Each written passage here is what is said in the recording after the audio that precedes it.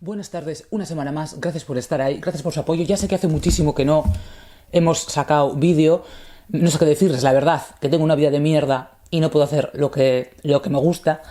Pero bueno, pues hoy tenemos... algunas personas dicen, es que no lees los comentarios, leo todos los comentarios y sé que tengo pendientes de responder mails, lo sé, solo que no tengo tiempo, pero lo haré. Bueno, hoy tenemos a John O'Sullivan, el presidente, el papa y la primera ministra, un trío que cambió el mundo. Editorial Gota a Gota, del año 2007, y tiene 540 páginas, pero con índices y tal, unas 510 para leer. Bueno, ahora estamos a principios de noviembre, hoy es domingo día 6, y a principios de noviembre cayó el muro de Berlín. La cosa es que las generaciones más jóvenes no saben absolutamente nada de todo esto. Les hablas de esto y es como si les hablaras de algo que ha pasado en otro planeta distinto. No saben absolutamente nada. A ver, yo me acuerdo de algo de lo que se cuenta aquí, de todo, de muchas cosas no. Los que sean un poco más mayores se acordarán de más, y los que sean más jóvenes se acordarán de menos o no se acordarán de nada.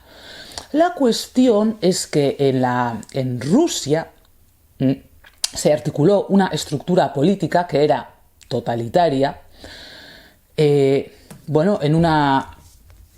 un estado que se llamó Unión Soviética, con todos sus países satélites del este de Europa, que estaban unidos en el Pacto de Varsovia. El Pacto de Varsovia era la alianza militar tipo la OTAN, pero de la Europa del Este. Eso así después de la Segunda Guerra Mundial. Y así el mundo quedó dividido en dos bloques. El bloque occidental, al mando de Estados Unidos, y el bloque oriental, al mando de la Unión Soviética. A ver, los que tenemos cierta edad ya nos acordamos de esto y todo esto nos suena a repetido, pero ya les digo que hay gente que no se acuerda de nada. En este libro lo que se va a contar es como estos tres líderes que fueron elegidos entre el año 78, 1978 y 1981, creo que fue, pues como estos tres, son pintados como Ronald Reagan, el presidente americano, demasiado americano; Margaret Thatcher, la primera ministra británica, demasiado conservadora; y el Papa Juan Pablo II, demasiado católico. Eran pintados como tres dinosaurios fuera de época, que demasiado conservadores los tres frente a los valores progresistas de los años 70 y de las revoluciones del año 68, que no iban a servir para nada más que para empeorar la situación. Quienes salen peor pintados aquí son los de siempre: la inteligencia, la intelectualidad de Europa occidental. Y he destacado ese texto, en primer lugar porque aunque es muy gordo, es muy fácil de leer y la lectura es muy amena, pero sobre todo porque es una narración de los acontecimientos políticos que tira un poco a favor de estas tres personas. Yo no recuerdo, por edad podría acordarme de Ronald Reagan y de Margaret Thatcher, sin embargo me acuerdo muy poco del Papa Juan Pablo II, sí que me acuerdo.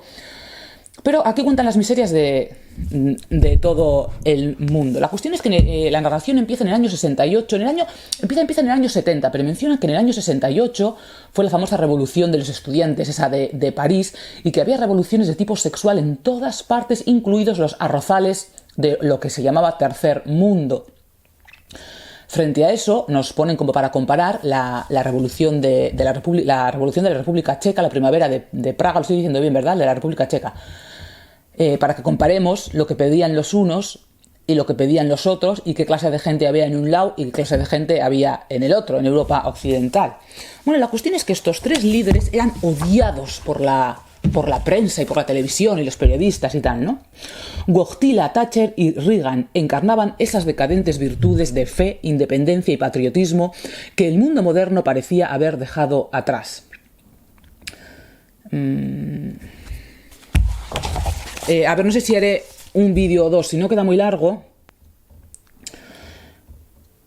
Aquí, el primer ministro de Gran Bretaña anterior a Ronald Reagan es Edward Heath, que es conservador, pero llevó a cabo su famoso giro de 180 grados en 1971 y 72, nacionalizando Rolls-Royce, imponiendo control de ingresos, precios y dividendos, abandonando su intento de reformar los sindicatos, subvencionando las industrias sin futuro, y con un gran aumento del dinero en circulación para estimular el crecimiento. El nuevo conservadurismo corporativo se diferenciaba tan poco del socialismo como para que un grupo de marxistas instase a sus miembros a votar a los conservadores. No fueron muchos los marxistas que votaron a los conservadores en las elecciones de 1974, pero tampoco votaron muchos en general. Antes de ofrecer un puesto a Thatcher, Heath perdió el suyo en una derrota electoral por escaso margen y los conservadores pasaron a la oposición.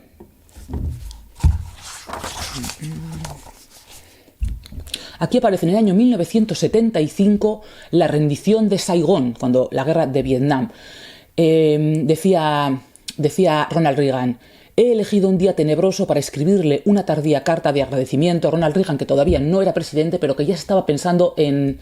había abandonado el cine, pero estaba pensando en meterse a política, que había sido, creo que, gobernador de California.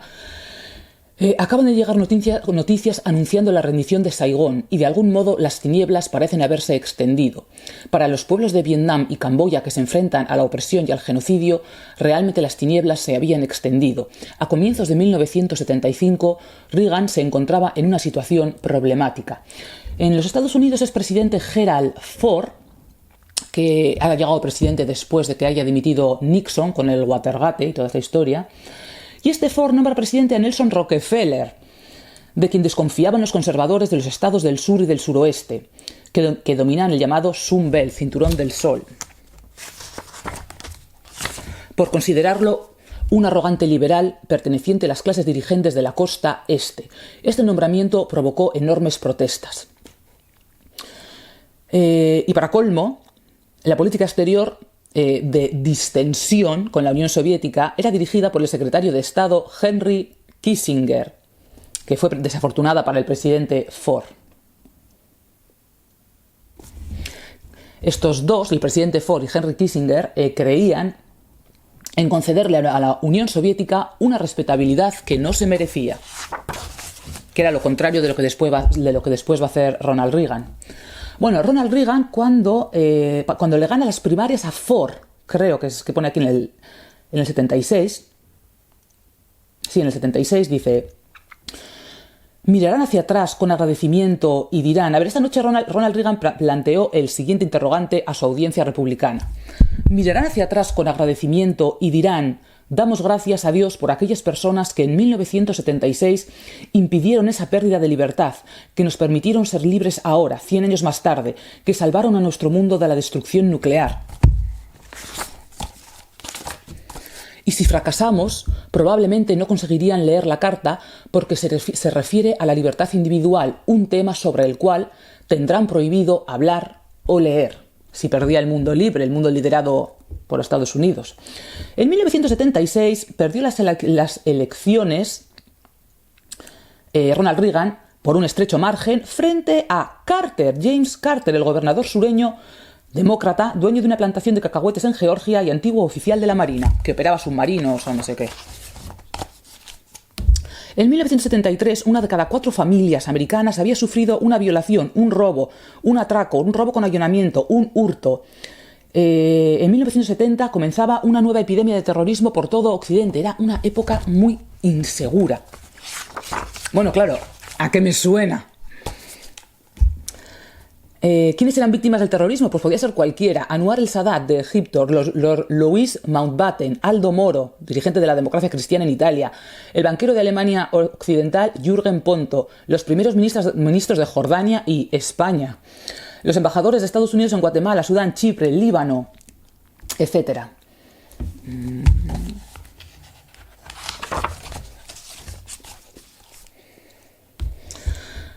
Carter no era exactamente antiamericano, pero sí que era postamericano. Era la típica mentalidad de los años 70, de que llega el fin del mundo, de que se acaban los recursos, de que Estados Unidos ya no representa más que un intento fallido de control sobre el mundo frente a una Unión Soviética que es victoriosa a la hora de gestionar los recursos. Y las Naciones Unidas retoman la idea con mayores aspiraciones y comenzaron a promover el concepto de nuevo orden mundial, todo esto les sonará, que institucionalizaría acuerdos similares sobre otros productos, era para la gestión de los recursos económicos. Aunque bajo la administración Ford-Kissinger el gobierno de Estados Unidos se mostró escéptico, el pueblo americano fue receptivo a estas ideas. En 1976, el tema de discusión en las facultades nacionales fue: una organización internacional debe distribuir todos los recursos escasos. Un mito ya existente pero dormido hasta que recibió el beso de la OPEP, que las materias primas se estaban agotando y por lo tanto el mundo se enfrentaba a un futuro inevitable de desabastecimiento y disminución de los niveles de vida. Un grupo de empresarios y economistas preocupados por estas cuestiones, el grupo de Davos, se autodeterminó Club de Roma. Había publicado un libro en el 72 titulado Los límites del crecimiento y atraía los prejuicios antiamericanos de todos los intelectuales. Bueno, aquí te habla un poco del clima cultural y del clima social de los años 70, de miedo realmente a quedarse sin recursos, al fin del mundo, al apocalipsis y tal, ¿no? Página 70. La libertad sexual había causado la ruptura de la familia y la extensión de una enfermedad causada por el virus del herpes. Las políticas económicas keynesianas habían precipitado la inflación, el crecimiento económico se enfrentaba a las limitaciones medioambientales, la liberación de las antiguas colonias fue seguida por la instauración de dictaduras hostiles.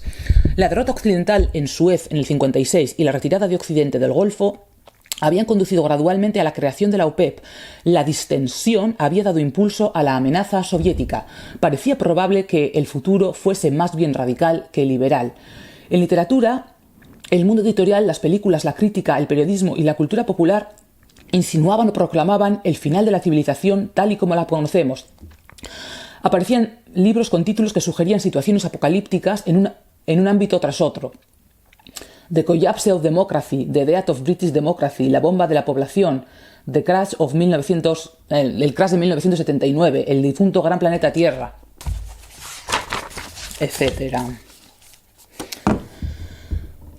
El segundo periodo glacial, yo esto no lo recuerdo personalmente, pero sí que recuerdo en algún periódico viejo o revista vieja que había por casa, siendo yo muy pequeña, haber visto ese rollo de que no hablaban del calentamiento global, hablaban de un periodo glacial que se aproximaba. Y del tío aquel que quería echarse rin en la Antártida para crear un efecto invernadero y que no muriéramos todos congelados. El segundo periodo glacial tampoco se hizo realidad, pero el incumplimiento de esas profecías científicas y económicas nunca hizo mella en la reputación de los profetas ni redujo la inclinación popular por las catástrofes. La propagación de una sensación de desesperanza generalizada se generalizaba.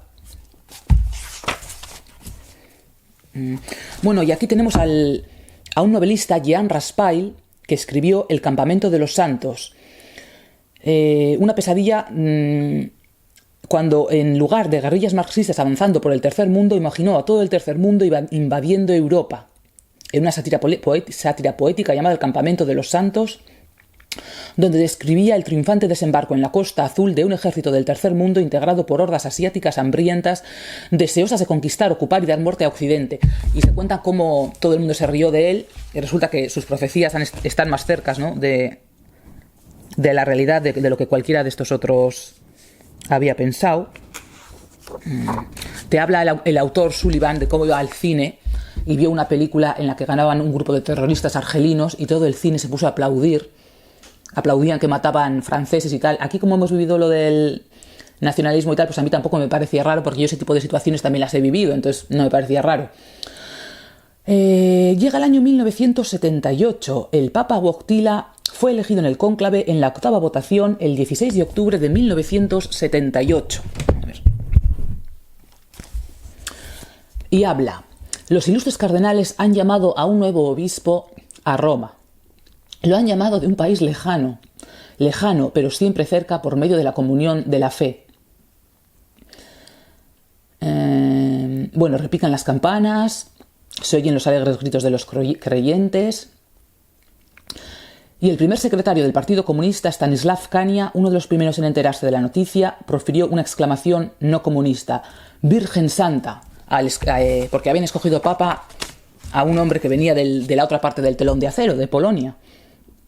Bueno, se preguntan ustedes, en la época de Jimmy Carter, recuerden lo de la famosa crisis de los rehenes de Teherán. ¿Y cómo terminó todo aquello? ¿Cómo terminó la crisis de los rehenes de Teherán? Bueno, pues una hora después de que Ronald Reagan jurase su cargo como presidente, en 1981, el 20 de enero de 1981, despegó de Teherán el avión en el que regresaron a su país los rehenes estadounidenses. Todo el mundo occidental se reía de Ronald Reagan, ese vaquero que llega a la Casa Blanca, todos, menos los que sabían algo más, la Unión Soviética, y todos sus aliados. El gobierno de Teherán se tomó muy en serio a Ronald Reagan y le envió su gente rápidamente, por si acaso. En 1981 hay un intento de atentado contra el Papa Juan Pablo II. Nos hicieron creer que fue pues un loco, al parecer había detrás muchísimo más que eso. Y era simplemente que la Unión Soviética, aquí nos lo explican. El Politburó soviético, mucho mejor informado que los servicios de inteligencia occidentales sobre la fragilidad de su imperio del mal, sabía que el Papa representaba una seria amenaza y que quizás la Unión Soviética estuvo detrás, aunque no se sabe. A ver, en el 79, Allen, asesor en política exterior de Ronald Reagan, estaba viendo el viaje por televisión del Papa a Polonia. Ambos hombres se quedaron asombrados ante las escenas que mostraba la pantalla. Juan Pablo II caminaba en medio de una inmensa y entusiasta multitud que lo recibía no solo como su pontífice, sino como su salvador nacional. A los representantes del régimen, excepto un recibimiento ceremonial en el aeropuerto, no les quedaba más opción que desaparecer. Miles de voluntarios católicos se encargaron de la seguridad y la organización de la visita. En ese momento y durante toda la visita, el Papa fue el gobierno efectivo de Polonia. Ronald Reagan había visto la visita papal como una primera y enorme grieta en la imponente fachada del poder soviético.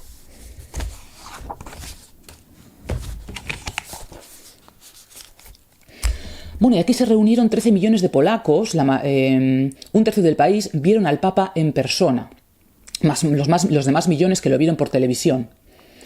Y lo que ocurrió fue que ya no percibían la sospecha de sus vecinos que anteriormente les había dividido, ya no sentían necesidad de mentir, ahora sabían que el pueblo polaco estaba unido en su afirmación del catolicismo y en el desafío a los comunistas. En opinión de George Weigel, que reseñamos el otro día, en 9 días el Papa había comenzado a exorcizar el miedo, el sentimiento de alienación y la sensación de desesperanza que hasta entonces había impedido que el nosotros de la sociedad se uniera. Mientras tanto, la élite política y periodística de Occidente, en lugar de estar atentos a lo que estaba sucediendo en el viaje del Papa a Polonia, se preocupaban por una payasada de la que nadie se acuerda hoy en día, que fue la reunión del grupo del G7 en Tokio. Es que están... Ay, por Dios. Bueno, en los astilleros navales Lenin de Gdansk, hasta el 7 de agosto de 1980, la dirección de los astilleros despidió a Anna Walentinowicz, operadora de grúa, por robar. Lo que hizo esta mujer era que guardaba las velas, los cabos de vela, para derretirlos y formar una vela nueva para ponérsela en un monumento a unos obreros que habían sido asesinados por el régimen polaco en una huelga. La acusaron de robar y la echaron. Entonces ese fue el pistoletazo de salida para formar el famoso sindicato Solidaridad. Este despido, basado en mentiras y con claras motivaciones políticas, incitó al llamamiento a la huelga que la dirección, igual que Gierek, trató de evitar. El 14 de agosto, un electricista en paro, Lech Walesa, trepó la valla que rodeaba el perímetro de su antiguo lugar de trabajo, habló a los trabajadores, les convenció para que rechazasen la oferta y después los dirigió en una huelga de ocupación. Durante los 4 siguientes días, los huelguistas levantaron barricadas dentro de los astilleros, impidieron la entrada de las fuerzas de seguridad, discutieron y rechazaron varias ofertas de la dirección y dieron a conocer una serie de peticiones que incluían el programa de Lublin, es decir, exigencias políticas, sindicatos libres, liberación de los presos políticos, relajación de la censura y construcción de un monumento conmemorativo a los muertos de 1970, como deseaba Anna Walentinowicz. Y aquí te pone los puntos y cómo se fue formando Solidaridad. El 17 de agosto, las autoridades, con esperanza de aliviar tensiones, aceptan la celebración en las instalaciones de los astilleros de una misa al aire libre. Recuerden que las autoridades comunistas eran ateas, anticristianas. El 18 de agosto, las demandas de los trabajadores en las negociaciones con la dirección comenzaron a avivar el desafío anticomunista por toda Polonia. El 20 de agosto el Papa hizo 2 rogativas por Polonia en la audiencia general. El 21 de agosto el obispo de Gdansk viajó a Varsovia para informar a Wyszynski, que era el primado de Polonia. El 22 de agosto un grupo de intelectuales liderados por Mazowiecki, en el que se contaba el historiador Jeremek, viajaron hasta los astilleros Lenin a petición de los huelguistas, bueno, y tal y cual, hasta que consiguen organizar el sindicato. Y mientras tanto, en el resto del mundo ocurría lo de las Malvinas. ¿Qué narices ocurrió en lo de las Malvinas? Yo pensaba que había sido una escaramuza y al parecer murió muchísima gente. Chris Keeble, eso ya fue al final, un oficial británico, es muy gracioso porque dice, los argentinos, la mayoría de argentinos nunca había oído hablar de esas islas, la mayoría de los británicos jamás había oído hablar de esas islas y de repente la que liaron. Y lo peor era que iban a llegar a un acuerdo, que pone aquí que el gobierno de Margaret Thatcher quería cederle como las Malvinas a Argentina, pero tipo Hong Kong, que luego al de 99 años las tenía que devolver, una cosa de estas. Chris Keeble, un oficial británico, suplicaba con éxito a los soldados argentinos que se rindiesen ante una fuerza superior en los siguientes términos. Soy católico, todos vosotros sois católicos, todos somos cristianos. No creo en las matanzas innecesarias. La batalla terminó sin más combates cuando los oficiales argentinos de mayor rango se convencieron de que no era un deshonor rendirse ante fuerzas aplastantemente superiores en número. Bueno, pues eso, que así terminó lo de las Malvinas, ganaron los británicos. A ver si me da tiempo a hacer todo esto que queda y hacemos solo un vídeo. A ver... la causa, impulsada por la reputación internacional que Wałęsa y Solidaridad se habían ganado en el 80 y en el 81, era popular. Además, la red tenía importancia política porque significaba que Polonia fue la piedra, el primer ladrillo que se cayó en el muro de la Unión Soviética, ¿no? del telón de acero. Polonia era al menos una cuestión de estrategia de Reagan que contaba con cierto apoyo europeo. Y a ver, que contaba con cierto apoyo europeo, que iba desde filósofos franceses izquierdistas y una incipiente red de organizaciones no gubernamentales entre las que se encontraba el Open Society Institute de George Soros. A mí esto me olió a cuerno quemado. Bueno, se destaca aquí el esfuerzo de ayuda privada de toda Europa hacia Polonia y cómo dos damas inglesas, Lady Astor y Lady no sé quién, se sacaron el carnet de conducir de camiones pesados, cruzaron toda Europa hasta llegar a Gdansk y a Varsovia. Y pone el autor Sullivan que cómo narices hicieron para pasar las aduanas, no se sabe, pero llegaron y entregaron todo lo que tenía para los niños de Polonia y tal. Bueno, Reagan va a visitar al Papa, a Roma, bueno, se visitaban mucho unos a otros, luego va a Londres y da un discurso en el Parlamento, y esto solo lo he puesto para reírnos un poco, que era... que todo el mundo le dijo a Thatcher, ¿qué memoria tiene usted de actor? Y dijo a Ronald Reagan, pero sí he leído todo el discurso desde las pantallas Perspex, no las conoces, son un invento británico. Lo que hoy en día llamamos el teleprompter, lo que de América dice, end of line, repeat, repeat. Pues es que para leer el teleprompter también hay que saber hacerlo al parecer. Bueno, sin más... Bueno, y la mayoría de las críticas de los periodistas y del mundo intelectual hacia Reagan es que hablaba más de la cuenta. Los detractores de Reagan pensaban que esas filípicas carecían de relevancia ante la política de Estados Unidos porque no podían tener la cuenta de la distensión. Reagan decidió decir la verdad. Reagan creía, al parecer, según este texto, que siempre que había alguna cumbre con los soviéticos siempre salían ganando, porque nadie se atrevía a decirles a la cara lo que pasaba de verdad. Entonces, Ronald Reagan decidió decir la verdad. Los únicos que se tomaban en serio a Ronald Reagan eran, por supuesto, los soviéticos. Desde el punto de vista soviético, decir la verdad sobre la Unión Soviética es arriesgarse a activar la amenaza de su seguridad interna, la amenaza de la resistencia popular masiva a la ideología, como ha sucedido en Polonia. Gran parte de los primeros programas radiofónicos de Reagan se basaron en esa línea de razonamientos que constituían una perspectiva minoritaria entre los sovietólogos y que no influía de manera significativa en la política oficial de Estados Unidos desde los años 50. Cuando llegó a la presidencia, Ronald Reagan adoptó las tesis de Clark y de Lenskowski y comenzó a decir la verdad sobre los soviéticos poniéndolos ideológicamente a la defensiva. A ver, aquí te cuenta lo del imperio del mal, que cuando le eligieron presidente, le llegó del Gulag una serie a comienzos del 85, James Buckley, entonces presidente de Radio Europa Libre, le hizo llegar a Reagan 2 trocitos de papel de arroz sacados secretamente del Gulag que contenían un mensaje. Las prisioneras políticas lo felicitamos por su reelección para el cargo de presidente de Estados Unidos. Miramos con esperanza hacia su país, que está en la senda de la libertad y el respeto de los derechos humanos. Le deseamos éxito. Y Ronald Reagan dijo, oh Dios mío, ¿cómo es posible que alguien escriba con una letra tan pequeña porque hacía falta una lupa para leerlo? Maldita sea, realmente es un imperio del mal. Y así quedó lo del famoso imperio del mal, que luego lo dijeron en algún discurso o algo. Hasta entonces los soviéticos habían organizado ataques sistemáticos que apuntaban a la moralidad de Occidente, bajo las acusaciones de racismo, militarismo, explotación, neocolonialismo, o sea, igual que hoy en día. Pero Occidente no había tomado represalias. A partir de ese momento, Reagan llamaría a las cosas por su nombre y calificaría a la Unión Soviética de imperio del mal. Aquí lo de la Contra en Nicaragua. Páginas 200, bueno, trata mucho lo de las contras, lo de la Contra, Nicaragua. Más importante fue el hecho de que los sandinistas fueran tan aficionados como la administración Reagan a ganarse los titulares adversos de la prensa. Primero lo de los sandinistas. Por cierto, cuando fui a buscar el libro de Diego Ortega, el de Shakespeare en internet, me aparecían todo el rato los sandinistas, todo el rato. Los sandinistas, Daniel Ortega, los sandinistas. Yo, ¿por qué aparecen los sandinistas? Total, que no venía claro. Tampoco me acuerdo yo, me suena de haberlo oído, los sandinistas y tal, pero no crean que tengo muy claro de qué se trataba. La cosa es que eran, bueno, pues los unos malos, los otros peores. Y lo de la Irán Contra, que fue un poco después, fue porque el Congreso de Estados Unidos aceptó mandar algún tipo de ayuda a Irán, que estaba Khomeini cuando aquello, y aprovecharon para desviar fondos.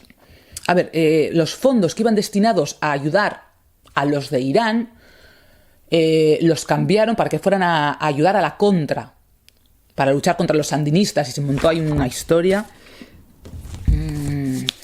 En el futuro, los contras causarían a Reagan casi tantas dificultades políticas como las que creaban los sandinistas. La Contra fue la guerrilla, al parecer, que organizaron los Estados Unidos para luchar contra los sandinistas. Si hay alguno de ustedes que sepa cómo va esto, mejor que de lo que viene aquí.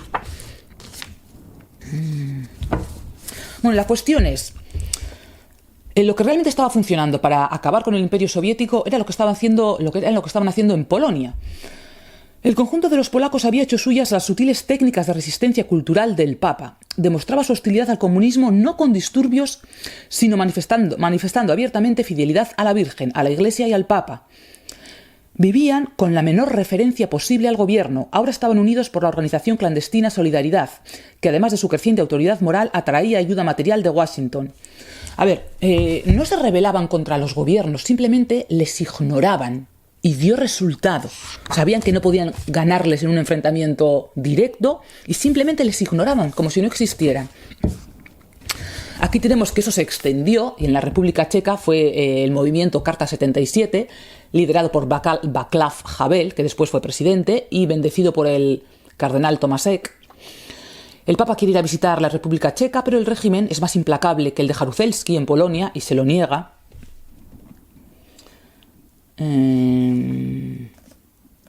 Occidente se colocaría en una situación de importante ventaja estratégica, aunque no mostrase señales de darse cuenta.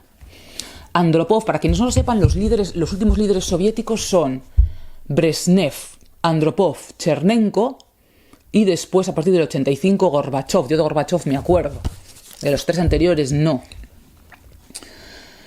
Según la prensa, el Papa era impopular.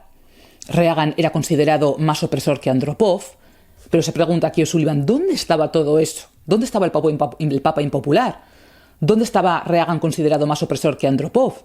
¿Dónde estaban las corrientes de opinión ideológica que seguían inclinándose hacia la izquierda? ¿Dónde estaba un equivalente comunista de Solidaridad, ya que esa ideología decía representar a los obreros? ¿Dónde? Porque en el bloque oriental todos estos eran muy queridos. ¿Dónde estaba todo ese odio hacia estas personas y hacia estas instituciones? Adivínenlo, en Europa Occidental.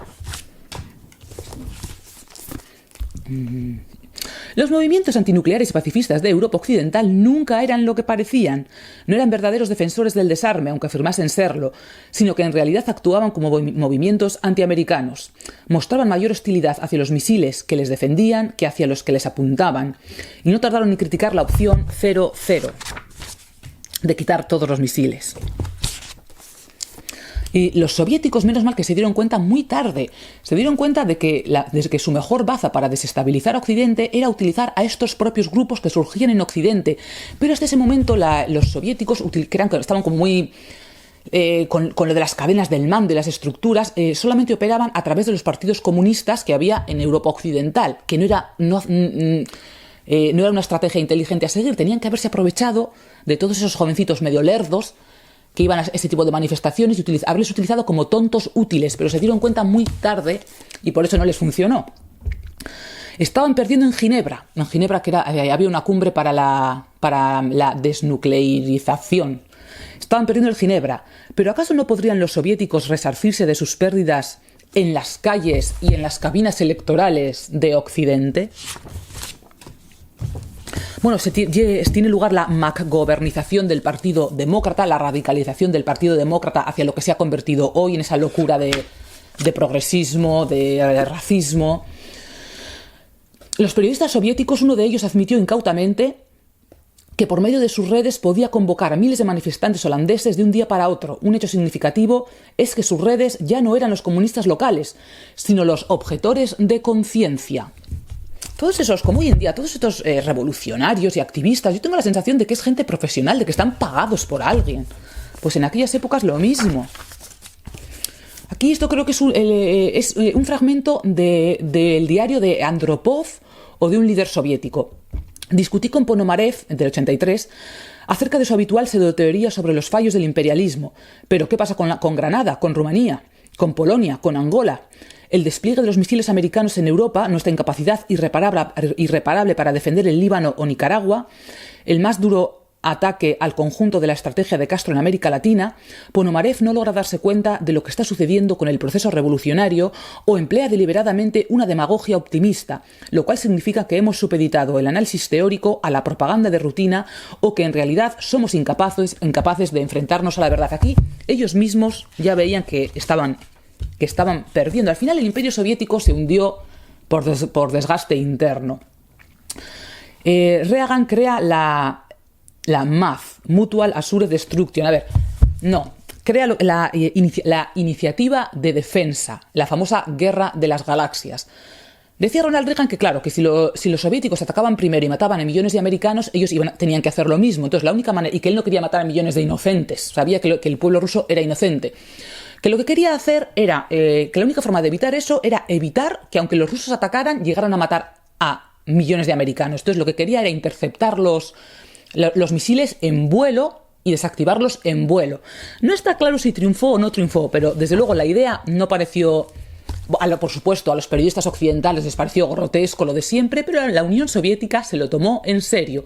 Y gracias a esto, de una tecnología que todavía no estaba desarrollada, pero gracias a esto Occidente ganó la supremacía en el terreno militar. Los izquierdistas occidentales, tanto en América como en Europa, se quedaron atrapados en un bucle temporal hacia mediados de los 80. Sus propias predilecciones ideológicas les impedían advertir dos importantes acontecimientos. El primero era que la Unión Soviética había llegado a ser una potencia en decadencia. John Kenneth Galbraith, el eminente economista de Harvard, considerado casi un santo por los liberales americanos, decía: «El sistema soviético ha realizado grandes progresos materiales en los últimos años. Es posible verlo en la apariencia de bienestar de la gente en las calles y en el aspecto general de los restaurantes». Bueno, yo me acuerdo de haber visto por la tele las colas que había para ir a comprar pan y carne y tal en Moscú. Me acuerdo de aquellas abuelillas que iban con el pañuelo, que eran como las abuelitas de aquí, pero las de aquí iban sin el pañuelo. Me acuerdo de haberlo visto por la tele. Y que venga aquí este tío diciendo esto, es que estaban alucinados. El conocido columnista económico Lester Turow opina... Bueno, sigue, es que es una payasada detrás de otra. Y luego, el premio Nobel de 1970, Paul Samuelson, que escribía en un libro que para el año 60 la Unión Soviética superará a Estados Unidos en PIB. En la siguiente edición ya no eran los 60, eran los 90. En la edición siguiente ya no eran los 90, eran los 2000. Que para los 2000 ya no iba a existir la Unión Soviética. En la edición siguiente quitó el gráfico. O sea, pero gente totalmente cegada cegada. Bueno, en Occidente tenemos también mucho que callar porque te pone: la inflación fue derrotada bajo la dirección de Alan Greenspan y Ben Bernanke. Yo me acuerdo perfectamente de Alan Greenspan y Ben Bernanke. Alan Greenspan era el de las gafas y Ben Bernanke el de la barbita. La inflación no ha sido derrotada, sino que ahora mismo está en máximos históricos. Aquí hay mucho que callar. Vale, el escándalo de Irán contra... En todo el bloque oriental, los comunistas eran cada vez más conscientes de que la legitimidad de sus regímenes se derrumbaba.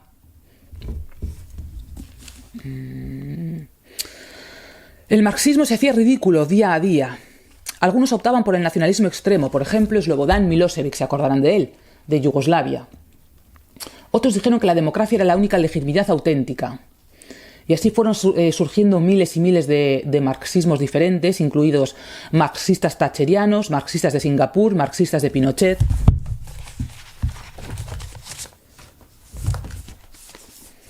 A ver, aquí otra vez Václav Havel y la Carta 77. Roger Scruton, el filósofo que ayudó realmente a llevar libros detrás del telón de acero. Y viaje de Margaret Thatcher a la Unión Soviética, a Polonia, y pone cómo cuando se marchaba, cómo todas las grúas de los astilleros, se marchó en barco, giraban hacia donde estaba el barco y levantaban la grúa. Fue uno de los días más emotivos de su vida, no pudo contener las lágrimas, pero también extrajo una lección muy práctica de todo ello. Antes de abandonar Varsovia, vio a Jaruzelski y le dijo como un político realista a otro que Solidaridad le había dado la impresión de ser una fuerza imparable, y el general no dijo nada. Eran conscientes de lo que pasaba. Bueno, aquí Ronald Reagan hablando en la Plaza Roja de Moscú a los jóvenes moscovitas. Describió a los estudiantes una nueva economía de la información arraigada en la creatividad humana, cuyo surgimiento habían contribuido sus propias políticas. Estamos emergiendo de la revolución industrial hacia una economía de la mente, como la llama un economista en el título de su libro. Ya no existen límites a la imaginación humana y a la libertad creativa, basta con pensar en el pequeño chip de un ordenador. Su valor no reside en la arena de la que está hecha, era cuenta del capital humano. A ver, todo esto tampoco creo yo que haya terminado como Ronald Reagan pensaba y que iba a terminar. Bueno, en el año 88, Gorbachov por cierto, todos los líderes occidentales fueron al entierro de Andropov. Y luego, cuando vieron que habían elegido a Chernenko, se reían diciendo: el año que viene nos volvemos a ver aquí. Que Margaret Thatcher tuvo que comprarse unas botas forradas de piel porque iba con zapatos de tacón. Y le dijeron: señora, que va usted a un entierro a Moscú, que va a haber temperaturas bajo cero. Gorbachov anuncia que en las Naciones Unidas que la Unión Soviética reducirá unilateralmente sus fuerzas armadas en 500.000 hombres, sus divisiones de tanques en una cuarta parte y sus aviones en 500. Los recortes redujeron significativamente, si no lo eliminaron totalmente, el predominio del Pacto de Varsovia. El 9 de noviembre de 1989 cae el muro de Berlín. Aquí aparece Colin Powell, el siguiente asesor, de momento asesor de seguridad nacional, y enseguida va a trabajar con el siguiente presidente, que va a ser George Bush padre. Yo me acuerdo de todo esto, me acuerdo de Colin Powell.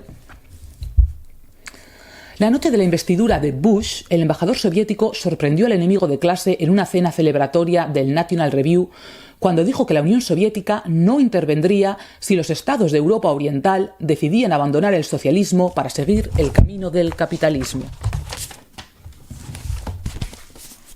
En 1989, Gorbachov realizó su histórica visita al Vaticano y presentó al Papa a su esposa, Raisa Maximova. Tengo el honor de presentarle a la mayor autoridad moral sobre la tierra, y es eslavo, como nosotros. Bueno, y aquí aparece el canciller Helmut Kohl, del que también me acuerdo perfectamente, entusiásticamente hablando de la reunificación de Alemania, a la que se opusieron Margaret Thatcher, Francois Mitterrand y toda la banda. Se opusieron. Ellos querían dos Alemanias democráticas y libres, pero dos, no una, a lo que Helmut Kohl no quería su Alemania unida. El Pacto de Varsovia se disolvió pacíficamente. Una Alemania unida se incorporó a la OTAN y la Comunidad Europea. Hacia mediados de 1990, todos los países de Europa Oriental eran libres. Hacia comienzos del 91 había surgido la nueva estructura de una Europa democrática. En 1990, 3 crisis diferentes enturbiaron la situación de la Unión Soviética y debilitaron a Gorbachov. La economía soviética se derrumbaba, el Partido Comunista era destruido por la revelación de sus crímenes pasados, y las nacionalidades soviéticas trataban de marcharse de la Unión Soviética. El 1 de mayo del 89, Gorbachov pasó revista el Día de los Trabajadores, el 1 de mayo. El siguiente año, el siguiente año, fue abucheado, y el siguiente año, en el 91, fue cancelado el desfile de los trabajadores. La crisis económica era lo peor. La participación de los soviéticos en el comercio mundial era solo del 2%, superado por Singapur y por otros muchos países que ya no pertenecerían al tercer mundo, sino que entraban con toda la fanfarria a la economía de libre mercado, superando a países muy importantes. La vida fuera de Moscú y de Leningrado y de algunas otras ciudades era primitiva. Yo me acuerdo de todo esto, de haberlo visto en el telediario y tal. En el 89... los nacionalistas bálticos ganan las elecciones y declaran la independencia de Letonia, Estonia y Lituania. En noviembre, Georgia declaró su independencia. Luego, al parecer, los soviéticos hicieron como un intento de reconquista, mataron a algunas personas, pero al final se dieron cuenta de que todo esto era en vano. Cuantas más repúblicas se separaban de la Unión Soviética, mayor importancia adquiría el líder de la República Rusa. Ese líder era un antiguo rival de Gorbachov, Boris Yeltsin, que se acordarán de él. Yo me acuerdo de Boris Yeltsin. Cuando los soviéticos partidarios de la línea dura, aquí que intentaron hacer una especie de los propios amigos de Gorbachov, intentaron hacer una especie de golpe en Moscú para parar las reformas, para secuestrar al propio Gorbachov, bueno, una cosa. Bueno, y aquí ya al final, Ronald Reagan anuncia a América que sufría Alzheimer, después de lo cual desapareció de sus vidas, aunque no de sus pensamientos. Desde entonces recibió los silenciosos cuidados de su devota esposa Nancy. Yo me sé de uno hoy en día que debería recibir los cuidados de su devota esposa doctora, entre comillas, en lugar de ir haciendo el tonto por ahí y de tener en sus manos el botón nuclear, pero me voy a callar y que cada cual haga lo que le parezca. Menos de un año después, el 2 de abril del 2005, murió Juan Pablo II. 6 días más tarde, era enterrado en un funeral al que asistió la mayor cantidad de jefes de Estado de la historia. A ver, quizá porque no haya seleccionado las partes adecuadas, pero de Margaret Thatcher cuenta también muchísimo. Cuenta, por ejemplo, bueno, venga, la última. Margaret Thatcher, que estuvo a punto de morir en un atentado en un hotel un atentado con bomba que había puesto el IRA. ¿Se acuerdan ustedes del IRA, del Ejército Republicano Irlandés? Y que el hombre que le puso, no me acuerdo del nombre, Patrick, no sé qué, que puso la bomba, fue liberado gracias a los acuerdos de Viernes Santo. ¿Se acuerdan ustedes de los acuerdos de Viernes Santo con Tony Blair? Yo me acuerdo de todo eso. Que a mí me llamó la atención, por ejemplo, que en el Ulster el Partido Socialdemócrata de Izquierdas estaba liderado por un católico, era un partido católico. Me acuerdo de aquello que yo cuando aquello ni sabía lo que era eso, nada de eso, y sin embargo lo recuerdo, los acuerdos de Viernes Santo. Bueno, la cuestión es... A ver qué piensan ustedes. De acuerdo, cae la Unión Soviética y ¿qué? Y todo es alegría y libertad o le ha ganado el mundo libre. Porque yo no creo que eso haya sido así. Creo que lo que sea que convertía en la Unión Soviética en un régimen totalitario, en el imperio del mal, no se ha deshecho en el aire. Se ha trasladado. ¿Y dónde está ahora? Pues yo diría que está aquí, en Occidente. Y para empezar, ¿de dónde salió todas esas ideas que terminaron configurando esa estructura que llamamos Unión Soviética? ¿De dónde salieron? ¿No salieron de aquí, de Occidente? Y ahora vuelve a nosotros, y ahora el imperio del mal está aquí. Recuerden las palabras del general Patton cuando acabó la Segunda Guerra Mundial, que dijo: hemos derrotado al enemigo que no era. Porque el enemigo, es que esto lo he leído en internet, hemos sido siempre nosotros. El enemigo ha estado siempre aquí, en Occidente. Bueno, y a ver qué piensan ustedes de todo esto, de si se acuerdan de algo, no se acuerdan de nada. A ver, claro, ahora que lo he dicho, me ha parecido como dices, no sé si la gente joven se va a enterar de mucho después de esto, pero si leen el texto o cualquiera que les cuente un poco cómo era la situación política de los años 70 hasta ahora, recuerden que a partir del 91, cuando cae la Unión Soviética, el siguiente gran acontecimiento mundial, que había empezado en el 90, fue la invasión de Kuwait por Irak. Yo de eso me acuerdo perfectamente, de la primera guerra del Golfo. A partir de ahí, hasta lo que ha pasado hasta ahora, me acuerdo perfectamente. Así que pueden engañarme hasta cierto punto, porque me acuerdo. Bueno, pues eso. Y sin más, hasta la semana que viene.